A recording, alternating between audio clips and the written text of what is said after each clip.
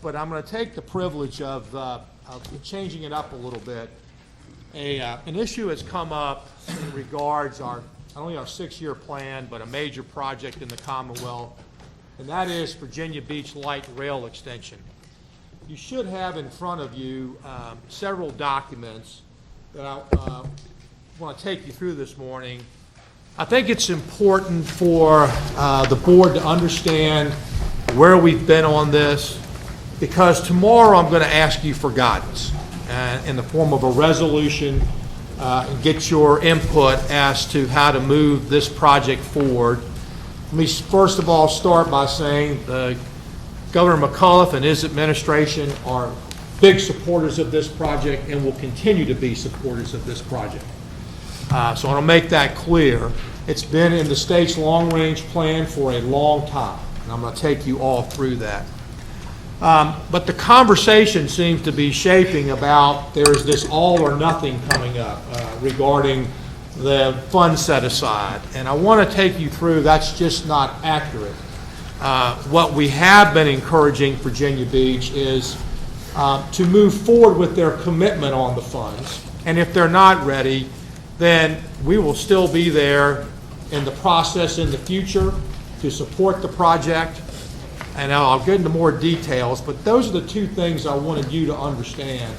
State's commitment is firm, but also we are good fiduciaries, and as we make commitments to people, we would hope that we're working collaboratively in terms of reaching for those commitments. So since I'm going to ask you for guidance tomorrow, I thought it would be appropriate that you have this to think about today. You have the evening to think about this. Several people participate. Mr. Malbin may want to talk with you in private or in here as to he may have a different perception because of his district, and I want to make sure there's plenty of time for you to ask him any questions, whether it's here or sometime off.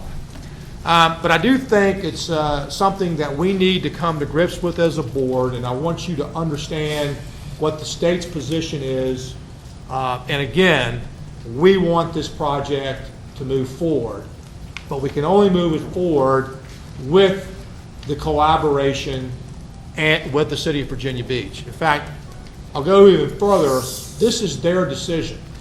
We have responded over and over again to their requests. So let's start with, you have in front of you, first of all, is a handout. It says, has this page on it right here that basically is starts with the city of Virginia Beach has repeatedly sought Virginia's direct assistance in moving the light rail extension forward. I want to take a little, if you turn to the next page, just take a little bit of time and go through my involvement in this. Because it's been a lot, both as a CTB member, as a representative from Hampton Roads, as a member of the business community, and as Secretary of Transportation over the years. And John Malbin may want to add more, because I'm only going to go back to 2009 when I got involved, but there's a whole lot of history before that. But when my first involvement came in 2009, I was late-term appointment of Governor Kane on the CTB, and there was a request from Virginia Beach for the Norfolk Southern Light Rail, well, at that time, we thought it was light rail extension, the Norfolk Southern right-of-way that pretty much dissects the city of Virginia Beach. The city of Virginia Beach wanted to purchase that, and they wanted the state's participation. And as a CTB member, obviously this was done by the administration at that time, but certainly I was supportive and was familiar with the agreement that was reached between the Commonwealth and the city of Virginia Beach. And I've got that agreement, and I'll forward it to you, but I want to read one part because this sort of sets the stage for the monetary commitment by the Commonwealth. And it says, and this is $20 million, it was $40 million. The state put up $20 million. As I recall, the city of Virginia Beach, I believe, was $15 million, and $5 million came from the local Hampton Roads Transit. But it was to buy this right away. And this document was signed by then, I believe, Pierce Homer. It was by the Department of Transportation working with it, Secretary. But it says the grant proceeds shall be used for the sole purpose of funding 50% of the cost of acquiring the Norfolk Southern right-of-way. So it was clearly for this purpose. And it says, recognizing the purpose of the grant is to purchase the corridor necessary to facilitate the expansion of the Norfolk light rail system. It specifically said it was for that. And it had 3 conditions on the grant.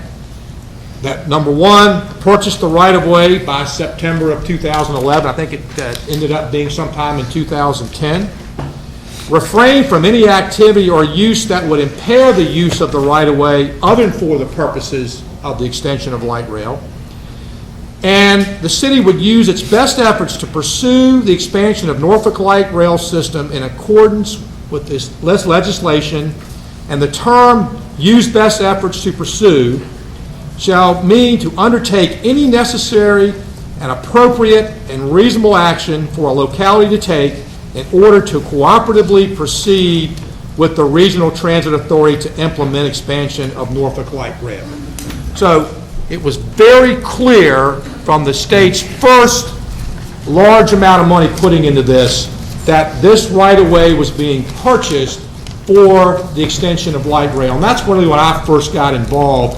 And I know there was some discussions of that, didn't want to hamper the city council and maybe moving too quickly. So what we said was, once you get the process going and the environmental impact statement going, if it's something different than light rail, we'll consider it, but we're not trying to push you down a path. You move forward when you're ready to move forward on this. And they did, quite frankly. Short after that, they entered into, with Hampton Roads Transit, a feasibility study of how they could move light rail forward in this particular corridor. And as a matter of fact, that environmental impact statement has come to a head over here over the last year or so, Jennifer, I think. And it did say that its best use of this would be for the extension of light rail. And the City Council has chosen that preliminarily their preferred alternative would go to Town Center from the Newtown Road, which is sort of the downtown of Virginia Beach. During that time, the Department of Rail and Public Transit helped organize and conduct the comprehensive planning studies. We've been very involved with them. And shortly in 2012, as a member of the business community, there was a previous referendum done in 1999, I think, John. Was that the previous one? I think it was 99. 1999 or thereabouts, on this issue that basically the council believed prohibited them moving forward with light rail. And so, as a businessman and others in the community, working collaboratively with the city, there was a fundraising effort. As I recall, and I was the chair of it, it was almost $500,000, a fundraising effort to lead for a referendum on light rail. And in 2012, during the presidential election, there were some city elections going on, I know the mayor was running, a referendum was held that basically asked the city to use that language I read, its best and reasonable efforts for the extension of light rail, and it passed with over 62% of the people voting for it, very favorably in that. So that cleared up the city council at that time to move forward with this. Subsequent to all this, I was asked to be the Secretary of Transportation. And in 2013,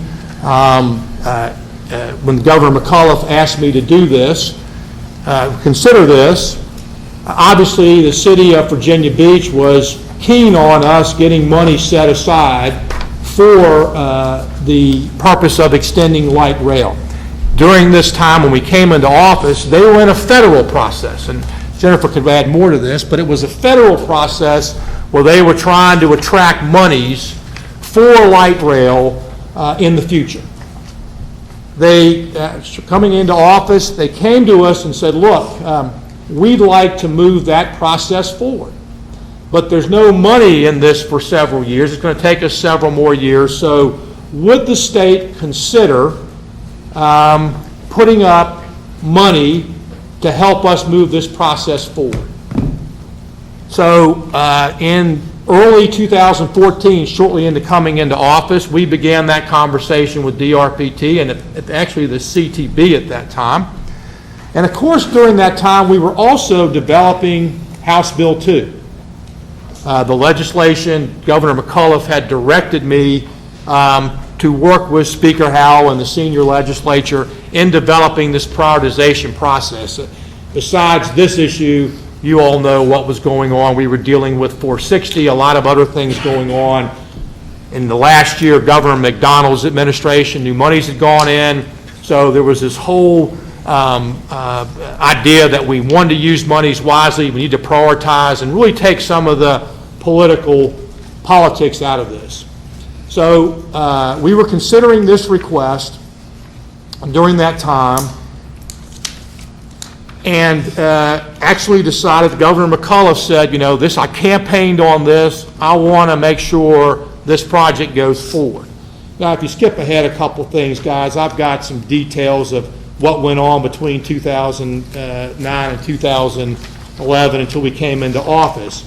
But what I want to bring your attention to is if you look at the last page in this handout, as we were going through this request or desire from the City of Virginia Beach and the development of House Bill 2, there were four, and we had conversations on the CTB, there were four projects that sort of didn't fit into the House Bill 2 process. At least, as you recall, House Bill 2 wasn't meant to put this law in place and try to get everything in the program before you had to use the scoring process.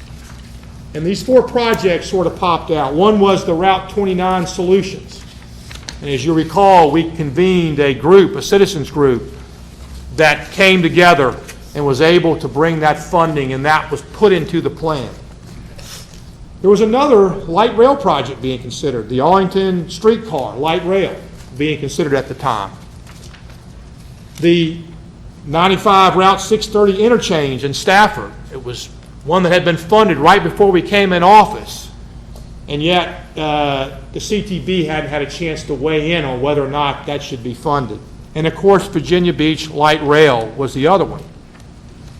Route 29, I explained what we decided to do with Route 630 is we sort of put it through a House Bill 2 process. We got with Charlie Kilpatrick, the DDOT.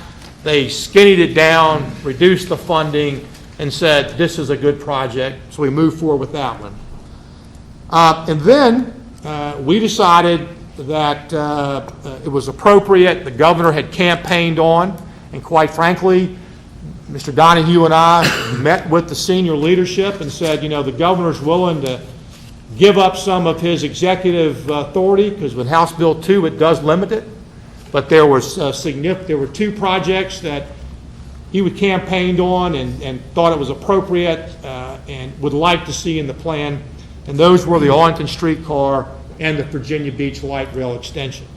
I'll point out that the Arlington streetcar was also, and we're working with the cities of Arlington up there. We knew we wanted to come up with a solution on Interstate 66, which we'll come back to, and Interstate 395. And this was part of that to say, we'll work with you on that if you work with us on the others. And so these four projects got into the 6-year plan during the transition of House Bill 2. Arlington subsequently decided not to move forward. And I want to point out, they came to us and said, we no longer have the political will, we can't do this, we don't want to hold the state up, so we're going to vote to take these projects off. We didn't want to see those projects go down. We thought it was a good project. But they had lost the political will and they decided to move forward, and while we were disappointed, we were grateful that they took decisive action. The Virginia Beach light rail extension really was a request of Virginia Beach to move out of the federal process they were going through and expedite this